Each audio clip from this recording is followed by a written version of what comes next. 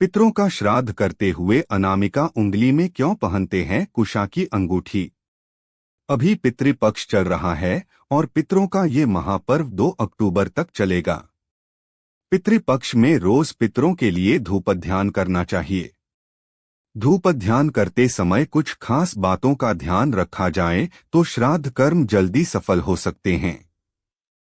पितृपक्ष में कई नियम है, लेकिन कई नियमों की जानकारी हमें नहीं होती है। इसमें ही पितृपक्ष में पिंडदान का नियम करते हुए अंगूठे के माध्यम से पिंडों को जल अर्पित करते हैं, तो वहीं पर हाथों की अनामिका अंगुली में कुशा की अंगूठी पहनते हैं। आखिर इसके पीछे क्या नियम है, चलिए जानते हैं इसके बारे में।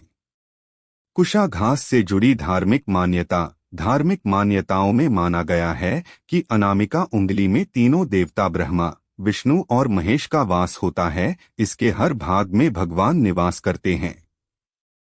अनामिका के मूल भाग में भगवान शिव निवास करते हैं, मध्य भाग में विष्णु जी और अग्रभाग में ब्रह्मा जी निवास करते हैं।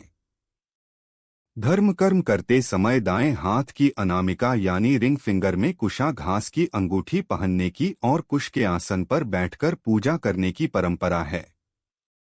मान्यता है कि पूजा पाठ करते समय हमारे शरीर में सकारात्मक ऊर्जा का प्रवाह बढ़ जाता है और अगर हम जमीन पर बैठकर पूजा करते हैं तो वह ऊर्जा पैरों से होते हुए जमीन में प्रवेश कर जाती है। पूजा करते समय कुश के आसन पर बैठेंगे तो पूजा पाठ की वजह से हमारे शरीर में बढ़ी सकारात्मक ऊर्जा हमारे शरीर में ही रहेगी, जमीन में प्रवेश नहीं करेगी। पितरों के श्राद्ध करते समय कुशा की अंगूठी क्यों पहनी जाती है, आइए जानते हैं। पितृपक्ष में श्राद्ध कर्म के दौरान कुशा से अंगूठी बनाई जाती है, जिसे अनामिका उंगली रिंग फिंगर में पहनते हैं। पितरों के लिए श्राद्ध कर्म करते समय कुश की अंगूठी अनामिका उंगली में पहनते हैं। दरअसल पूजा और श्राद्ध करते समय हमारा हाथ जमीन से स्पर्श नहीं होना चाहिए, क्योंकि जमीन पर हाथ स्पर्श होगा तो पूजा पाठ की वजह से हमारे शरीर में बढ़ी सकारात्मक ऊर्जा जमीन में चली जाएगी।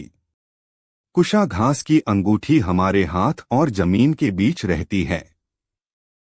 अगर भूल से हमारा हाथ जमीन की ओर जाता है तो कुशा घास पहले जमीन पर लग जाती है और हमारा हाथ जमीन पर लगने से बच जाता है, जिससे धर्म कर्म से बढ़ी सकारात्मक ऊर्जा हमारे शरीर से जमीन में जाने से बच जाती है। इसलिए कुशा की अंगूठी बनाकर हाथ में पहनी जाती है। कुशा घास से जुड़ी मान्यताएं। पौराणिक कथा के मुताबिक जब गरुड़ देव स्वर्ग से अमृत कलश लेकर आए तो उन्होंने वह कलश कुछ देर के लिए कुशा घास पर रख दिया था। कुशा घास पर अमृत कलश रखे जाने से कुशा पवित्र हो गई। इसकी पवित्रता की वजह से ही कुशा को पूजा पाठ में खास तौर पर इस्तेमाल किया जाता है। इसे पवित्री भी कहा जाता है। जानिए श्राद्ध करते समय अंगूठे से क्यों दिया जाता है जल। पितृपक्ष में श्राद्ध के नियमों में से एक और नियम का पालन किया जाता है। इसमें श्राद्ध पक्ष के दौरान अंगूठे के माध्यम से पितरों को जल अर्पित करते हैं तो उनकी आत्मा को तृप्ति प्राप्त होती है। इसके नियम में बताया जाता है कि हथेली के जिस भाग पर अंगूठा स्थित होता है वो भाग पितृ तीर्थ माना जाता है। ऐसे में जब आप पितरों को अंगूठे के माध्यम से जल अर्पित करते हैं तो पितृ तीर्थ से होता हुआ जल पितरों के लिए बनाए गए पिंडों तक पहुंचता है। इसलिए पितृपक्ष के दौरान ऐसा करने से पितृ प्रसन्न होते हैं और उनकी आत्मा को शांति प्राप्त होती है। इसीलिए पितरों का तर्पण करते समय अंगूठे के माध्यम से जल अर्पित करना उचित माना जाता है। इस प्रकार ही पितृपक्ष के दौरान कुशा की अंगूठी पहनते हुए अंगूठे से जल दिया जाता है, तो वहीं पर श्राद्ध के नियम होते हैं जिनका पालन उस दौरान करना जरूरी होता है।